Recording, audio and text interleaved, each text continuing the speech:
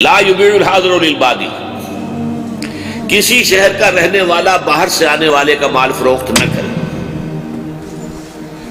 ان فلاں ان فلاں ان فلاں ان فلاں، دوسری روایت آ گئی فلاں سے فلاں سے فلاں سے فلاں سے، چینز آف روایت جو ہے 8-10 حدیث کا درس ہو گیا، دعا مانگ لی، فارغ ہو گئے۔ میں نے کہا مولانا یہ اس روح سے آڑت کا پھر کیا جواز ہے یا ہے جواز؟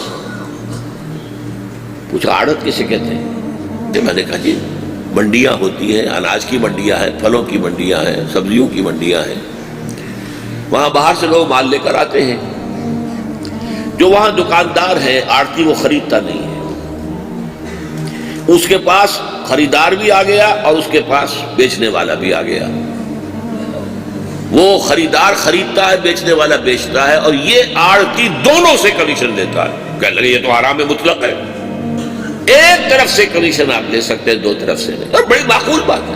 یہی معاملہ ہمارا یہ جو بزنس ہو رہا ہے پراپرٹی بزنس، اس میں بھی وہی ہے، دونوں طرف سے، خریدار سے بھی فروخت کنندہ سے حرام۔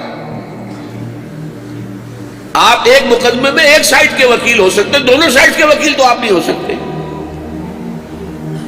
یا تو آپ خریدار کے انٹرسٹ کو جو ہے زیادہ سے زیادہ بچانے کی کوشش کریں گے، زیادہ سے زیادہ فائدہ ہوگا تو آپ خریدار سے کمیشن لیجئے، یا آپ فروخت کنندہ کو چاہیں گے کہ زیادہ سے زیادہ نفع ہو جائے تو آپ فروخت کنندہ سے لے لیجئے، یہ وکالت ہو جائے گی۔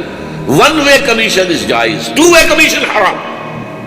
اور منطقی طور بھی آپ سوچ لیجئے کہ ایک مقدمے میں ایک ہی وکیل دونوں طرف سے نہیں ہو سکتا، مدعی سے بھی اور مدعا علیہ سے ہی، دونوں کو کر رہا ہوگا۔